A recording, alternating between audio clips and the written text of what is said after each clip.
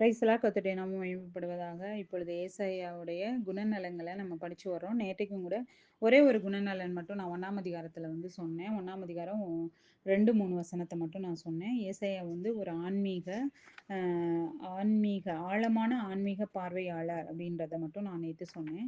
இன்னைக்கு சில குணநலங்கள நம்ம 1, 2 அதிகாரத்துலருந்து நம்ம பார்க்கலாம்.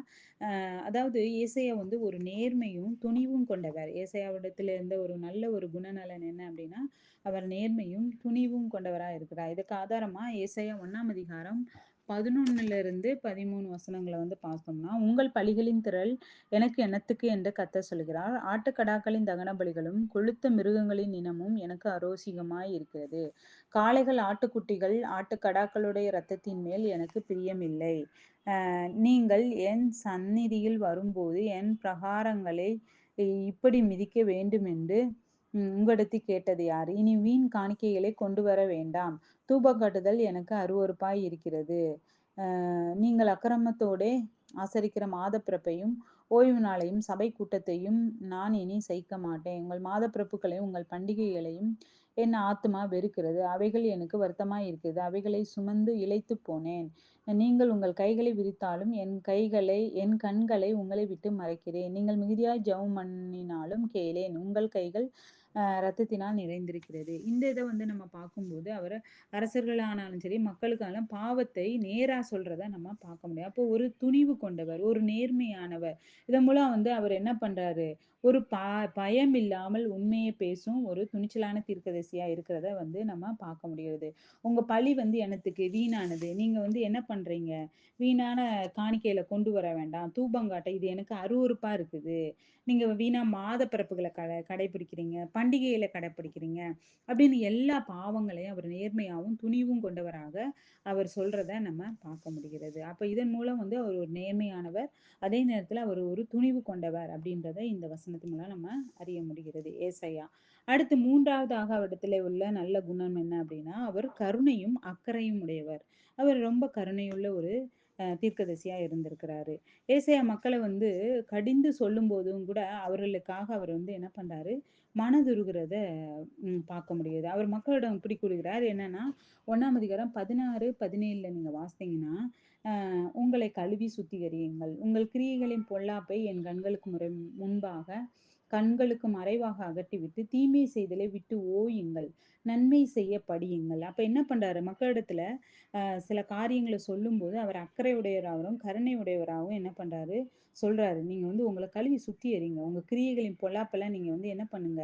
எல்லாவற்றையும் அகற்றி விட்டு, தீமை செய்தல விட்டுட்டு, நன்மை செய்யுங்க அப்படின்னு சொல்லி மக்களிடத்துல அவர் சொல்றத நம்ம பார்க்க முடியுது. உங்கள் கைகளை கழுவி தீமையிலிருந்து விலகி நன்மை செய்யுங்கள் அப்படின்றத அவர் பார்க்கிறார். இப்ப இவர் என்ன சொல்றாருன்னா, மனம் திரும்ப சொல்லும் ஒரு கருணையுள்ள ஒரு தீர்க்கதரிசியா இருக்கிறத உங்க பாவத்த விட்டு நீங்க வெளிய வாங்க. மனம் திரும்புங்க. உங்கள கழுவி சுத்திகரிங்க. தீமைய விட்டுட்டு நன்மைய செய்யுங்க. அப்படின்னு சொல்லி அவரு அக்கறை உள்ளவரா இருக்கிறத நம்ம பார்க்க முடிகிறது. அப்ப ஏசாயா இடத்துல இந்த 3வதாக இருக்கிற குணம் என்ன அப்படின்னா, அவர் நல்ல ஒரு கருணையும், ஒரு கருணை உள்ள ஒரு தீர்க்கதரிசியாவும், மக்கள் மேல் அக்கறை உள்ள ஒரு தீர்க்கதரிசியாவும் இருக்கிறாரு. அடுத்து 4வதாக அவரிடத்துல உள்ள ஒரு குணம் என்ன அப்படின்னா, அவர் ஒரு நீதியையும், பரிசுத்தத்தையும் விரும்புகிற ஒரு தீர்க்கதரிசியா பார்க்க முடிகிறது. இது எங்க நம்ம பார்க்கலாம் அப்படின்னா, அதே 17ஆம் அதிகாரத்த 17வது வசனத்த பார்க்கும்போது, அவர் சொல்றாரு, "நன்மை செய்ய படியுங்கள், நியாயத்தை தேடுங்கள்." அப்போ ஒரு நீதி நியாயத்த ஒரு இது பண்றாரு. ஒடுக்கப்பட்டவனை ஆதரித்து, திக்கற்ற பிள்ளையின் நியாயத்தையும், விதவையின் வழக்கையும் விசாரியுங்கள்.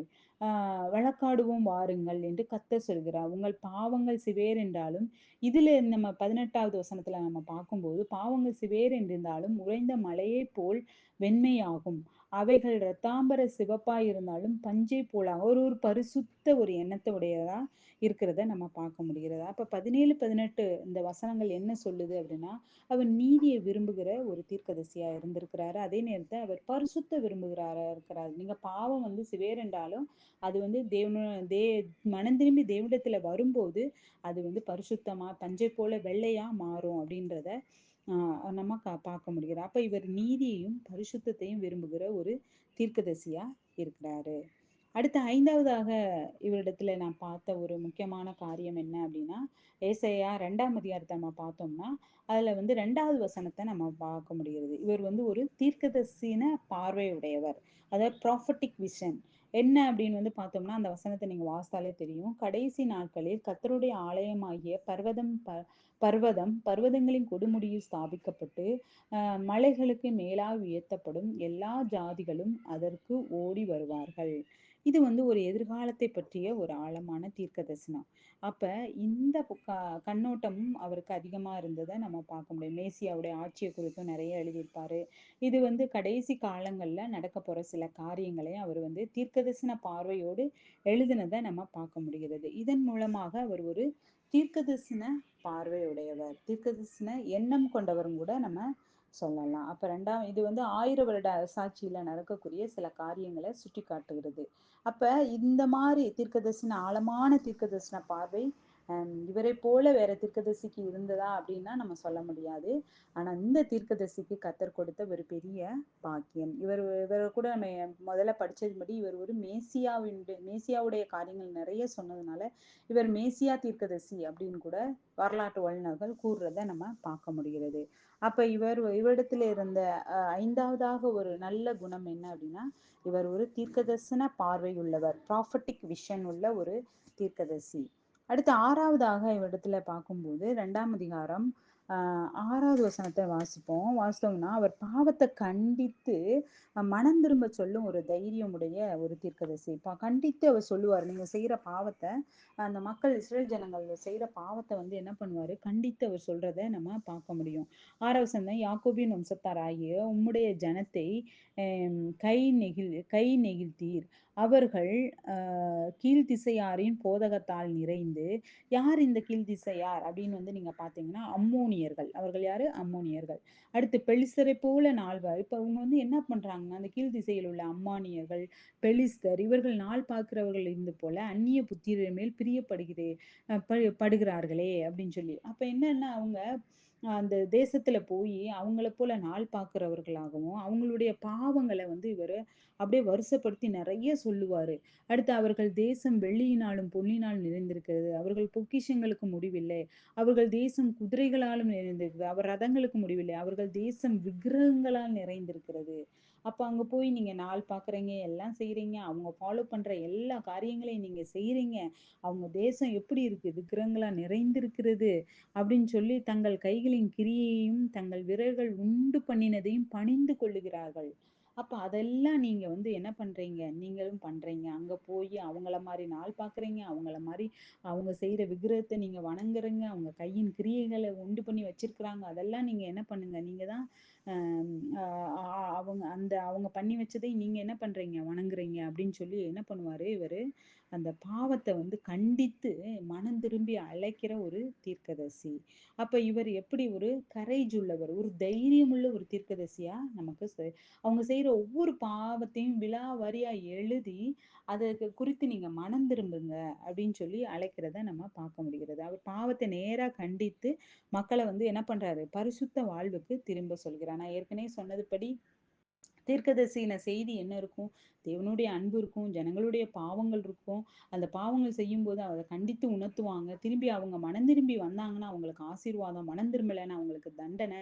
கடைசியாக அவர்களுக்கு மீட்பின் ஆசீர்வாதத்த இப்ப 5 செய்திகள் முக்கியமா இருக்கிறத பார்க்க முடிகிறது. அப்ப இந்த 2ஆம் அதிகாரத்துல வந்து பார்த்தோம்னா, அவர் வந்து என்ன பண்ணுவாரு? விக்கிரகங்களுக்கு படைக்கப்பட்டது, விக்கிரகங்களால் நிறைந்திருக்கிறது, அப்படி எல்லா காரியத்தையும் அவங்க வந்து என்ன பண்ணுவாரு? அப்படியே சொல்லி நீங்க வந்து மனம் திரும்புங்க. இந்த பாவத்த விட்டு மனம் திரும்புங்க. இது கர்த்தர் வெறுக்கிற ஒரு பாவம். நீங்க அம்மோனியர்கள் செய்கிறதும், பெலிஸ்தியர்கள் செய்கிற இப்படி மத்தவங்க செய்கிற எல்லா காரியங்களையும் நீங்க செய்றீங்க அப்படின்றத அவர் கண்டித்து உணர்த்துவார். இவர் வந்து என்னது இதன் மூலமாக இவர் வந்து என்னது ஒரு தைரியம் உள்ள ஒரு தீர்க்கதரிசியா நமக்கு பார்க்கிறோம். இந்த இந்த அதிகாரத்துல இவரை ஒரு தைரியமுள்ள தீர்க்கதரிசியா நம்ம பார்க்கிறோம். அப்ப நம்ம இன்றைக்கு வந்து ஏசாயாவிடத்திலிருந்து சில முக்கியமான குணநலங்கள பார்த்தோம். முதலாவதாக ஒரு நேர்மையும், துணிவும் கொண்டவர்ன்றத பார்த்தோம். 3வதாக கருணையும், அக்கறையும் உடையவர்ன்னு பார்த்தோம். 4வதாக அவர் நீதியையும், பரிசுத்தத்தையும் விரும்புகிறவர்ன்னு பார்த்தோம். அடுத்ததாக 5வதாக அவர் ஒரு தீர்க்கதரிசன பார்வை உடையவர் அப்படின்றத பார்த்தோம். 6வதாக அவர் வந்து ஒரு தைரியமுள்ள மாரல் கரேஜ், ஒரு தைரியமுள்ள பாவத்தை கண்டித்து உணர்த்துகிற ஒரு தீர்க்கதரிசியா நம்ம பார்த்தோம். இன்னும் கூட சில குணநலங்கள நம்ம வேதத்திலிருந்து பார்க்கலாம். தேவனுடைய நாமம் மகிமைப்படுவதாக. ஆமென்.